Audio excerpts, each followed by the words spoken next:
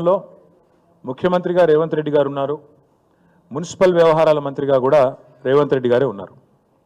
పూర్తిగా పురపాలక శాఖ ఆయన ఆధీనంలో ఉన్నది. ఆయన ఆధీనంలో ఉన్న పురపాలక శాఖలో అమృత్ అనే కేంద్ర ప్రభుత్వ స్కీమ్ ఏదైతే ఉన్నదో దాని కింద ఈ ప్రభుత్వం వచ్చి రాగానే డిసెంబర్లో ప్రభుత్వం వచ్చింది. ఫిబ్రవరిలోనే ఈ కుంభకోణానికి తెరలేపారు. ఫిబ్రవరి మొదటి వారంలో 8,888 కోట్ల వివిధ మంచినీటి పథకాల కోసం పట్టణాల్లో, తెలంగాణలోని వివిధ మున్సిపల్ పట్టణాల్లో మరి టెండర్లు పిలిచారు. టెండర్లు పిలిచిన తర్వాత ఎట్లా అయిపోయిందంటే ఈరోజు రాష్ట్రంలో బావమరిది తమ్ముడికేమో అమృతం, తెలంగాణ ప్రజలకు మాత్రం విషం అన్నట్టుగా ఈ అమృత్ టెండర్ల వ్యవహారం కానీ రాష్ట్ర ప్రభుత్వం నిర్వాహకం కానీ తయారైంది. ప్రతిపక్షంలో ఉన్నప్పుడేమో ఆనాడు కేసీఆర్ గారిని, మా గవర్నమెంట్ని కుటుంబ పాలన అని నోటికొచ్చినట్టు దూషించిన రేవంత్ రెడ్డి ఇవాళ తెలంగాణ ప్రజలకు సమాధానం చెప్పాలి. అమృత్ టెండర్లలో ముఖ్యమంత్రి కుటుంబ సభ్యులే భారీ అవినీతికి పాల్పడ్డారు. నా దగ్గర ఆధారాలు ఉన్నాయి, మీకు ఆధారాలు కూడా ఇప్పుడే మీ ముందే పెడతాను. అమృత్ టెండర్లలో సాక్ష్యాలతో సహా వారు చేసిన అక్రమాలకు పూర్తి స్థాయి ఆధారాలతో సహా మా దగ్గర ఉన్నాయి, ఇప్పుడు మీ ముందు పెడతాం. నేను నిన్ననే కేంద్ర పట్టణాభివృద్ధి శాఖ మంత్రి మనోహర్ లాల్ ఖట్టర్, ఎంఎల్ ఖట్టర్ గారికి నిన్ననే ఉత్తరం కూడా రాశాను. ఇది కేంద్ర ప్రభుత్వ పథకం అమృత్. మరి ఇందులో 8,800 కోట్ల కుంభకోణం జరిగింది. దీనిలో మీరు వెంటనే నిగ్గు తేల్చండి, దీనిలో నిజానిజాలు బయటపెట్టండి అని చెప్పి నేను కోరాను.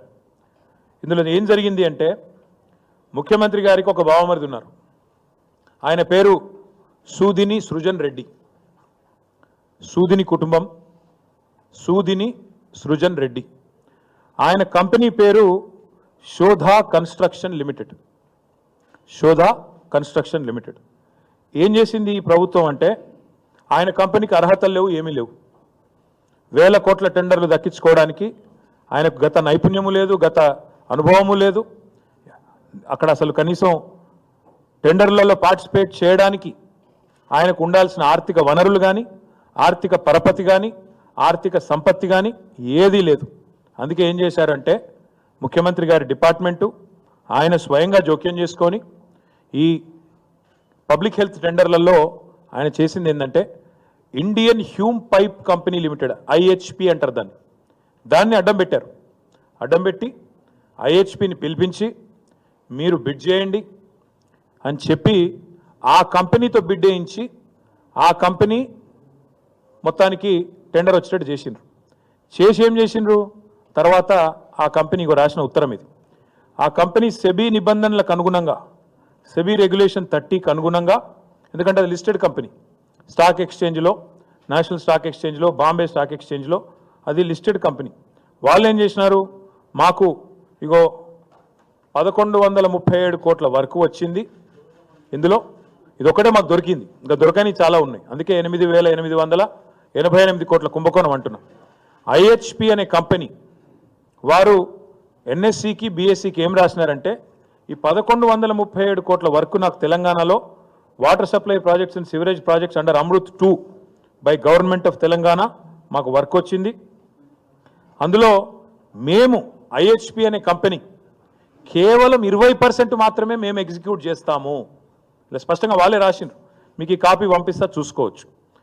అంటే 1,137 కోట్ల వర్కులో ఏ కంపెనీ అయితే అర్హతలు ఉన్న కంపెనీ ఉందో ఆయననేమో 20% పనిచేస్తారట. ముఖ్యమంత్రి బామ్మర్ది మాత్రం 80% పని మాత్రం ముఖ్యమంత్రి బామ్మర్ది మాత్రం చేస్తారంట. అంటే ఈ ఇండియన్ హ్యూమ్ పైప్ అనే కంపెనీని ఒక శిఖండి సంస్థలాగా అడ్డం పెట్టుకొని ఇవాళ సూదిని సృజన్ రెడ్డి, అనుముల రేవంత్ రెడ్డి ఇద్దరూ కలిసి ప్రజాధనాన్ని కొల్లగొడతా ఉన్నారు. ఇదే కంపెనీ తన సొంత బావమరిది సూదిని సృజన్ రెడ్డికి సంబంధించిన శోధా కన్స్ట్రక్షన్, దాంతోపాటు ఏఎంఆర్ ఇండియా కంపెనీలతోని జాయింట్ వెంచర్ ఏర్పాటు చేసి వాళ్ళు ఈ వర్క్ వాళ్ళకు వచ్చేటట్టు మొత్తానికి ముఖ్యమంత్రి గారే స్వయంగా అధికారుల మీద ఒత్తిడి తెచ్చి ఈ కార్యక్రమాన్ని పురపాలక శాఖనే కేంద్ర బిందువుగా జరుగుతూ ఉంది. ఇక్కడ ఒక చాలా ముఖ్యమైన పాయింట్ మిత్రులందరూ గమనించాల్సింది ఏంటి అంటే, గతంలో ఆఫీస్ ఫర్ ప్రాఫిట్ అనే ఒక ప్రివెన్షన్ ఆఫ్ కరప్షన్ యాక్ట్, అవినీతి నిరోధక చట్టం ఒకటి వచ్చింది 1988. ఆనాడు రాజీవ్ గాంధీ గారు ప్రధానమంత్రిగా ఉన్నారనుకుంటాను. దానిలో ఒక అమెండ్మెంట్ 2018లో చేసినారు. దానిలో సెక్షన్ 7, సెక్షన్ 11, సెక్షన్ 13 మీరు దయచేసి చూసుకోవచ్చు. ప్రివెన్షన్ ఆఫ్ కరప్షన్ యాక్ట్ 1988 అమెండ్మెంట్లో ప్రకారం సెక్షన్ 7, 11, 13 ప్రకారం చాలా స్పష్టంగా చెప్పారు అందులో, if a chief minister or any other public official misuses their position to provide undue advantages to family members, they can be prosecuted under this act. ఇది prevention of public corruption act. ఇదేదో ఆషామాషి act కాదు. ఎందుకు ఆషామాషి act కాదంటున్నా అంటే, ఇదే act కింద పెద్ద పెద్ద వాళ్ళు ఉద్యోగాలు పోయినాయి. ఎవరది? శ్రీమతి సోనియా గాంధీ ఆనాడు నేషనల్ అడ్వైజరీ కౌన్సిల్ చైర్మన్గా, మరొక వైపు మెంబర్ ఆఫ్ పార్లమెంట్ ఉండే రాయ్బరేలీ ఆమెతో ఏదో ఒకటి ఉంటే, 2 పదవుల్లో ఎట్లుంటారు మీరు? ఆఫీస్ ఫర్ ప్రాఫిట్ అనే నిబంధన మీకు వర్తించదా అంటే, ఆ రోజు సోనియా గాంధీ గారు పార్లమెంట్ సభ్యత్వానికి రాజీనామా చేయాల్సి వచ్చింది. అదే మాదిరిగా లోకాయుక్త దాకా పోతే విషయము యడ్యూరప్ప గారు, కర్ణాటక ముఖ్యమంత్రి యడ్యూరప్ప గారు ఆనాడు మొత్తానికి అరెస్ట్ వారెంట్ కూడా వస్తే లోకాయుక్త కోర్టులో సరెండర్ కాక, ఎందుకంటే అక్రమ అనుమతుల విషయంలో, అక్రమ మైనింగ్ అనుమతుల విషయంలో ఇదే చట్టం, వేరే చట్టం కూడా కాదు, ప్రివెన్షన్ ఆఫ్ కరప్షన్ యాక్ట్లో section 7, section 11, section 13. Let me read out again. If a chief minister or any other public official misuses there position to provide undue advantages to family members, they can be prosecuted under this act. అంటే ముఖ్యమంత్రి తన కుటుంబ సభ్యులకు కనుక ఆశ్రిత పక్షపాతాన్ని చూపుతూ, ఏదైతే మేము ప్రమాణ స్వీకారం చేస్తామో, మంత్రులుగా ప్రమాణం చేసినప్పుడు రాగద్వేషాలకు అతీతంగా అని ప్రమాణ స్వీకారం చేస్తాం. ముఖ్యమంత్రి గారికి కుండల కొద్దీ, గంపల కొద్దీ అనురాగం ఉంది బావమరిది మీద, ద్వేషమేమో మా మీద ఉంది. రాగద్వేషాల్లో అనురాగం అంతా బావమరిది గారు, బావమరిది కళ్ళల్లో ఆనందం కోసం, ఇండ్లల్లో లంకె బిందెల కోసం మొత్తానికి ఐహెచ్పి అనే సంస్థను అడ్డం పెట్టి అమృత్ టెండర్లలో ఇవాళ ఈ కార్యక్రమానికి శ్రీకారం చుట్టింది రేవంత్ రెడ్డి గారే. నేను ఇంకొక మాట కూడా చెప్తా ఉన్నా, కేవలం కర్ణాటక ముఖ్యమంత్రిగా ఉన్న ఆనాడున్న యడ్యూరప్ప గారు బీజేపీ ముఖ్యమంత్రి ఆయన, అదేవిధంగా సోనియా గాంధీ గారు స్వయంగా ఎన్ఐసి చైర్మన్, అశోక్ చవాన్ గారు మహారాష్ట్ర ముఖ్యమంత్రిగా 2010లో. అప్పుడేం జరిగింది? ఆదర్శ్ హౌసింగ్ సొసైటీ కుంభకోణం. అమరుల కోసం, యుద్ధంలో అమరులైన వాళ్ళ కోసం బిల్డింగ్ కడితే తన కుటుంబ సభ్యులకు ఇచ్చుకున్నాడని చెప్పి అశోక్ చవాన్ గారి మీద ఆరోపణలు వస్తే ఆయనకు కూడా ముఖ్యమంత్రి పదవికి రాజీనామా చేయక తప్పలేదు. ఇవాళ నేను అనేది ఒకటే, కేంద్ర ప్రభుత్వం, నేను గుర్తు చేస్తా ఉన్నా, ఇది కేంద్ర ప్రభుత్వం యొక్క పథకం. అమృత్ అనేది కేంద్ర మున్సిపల్ శాఖ యొక్క పథకం.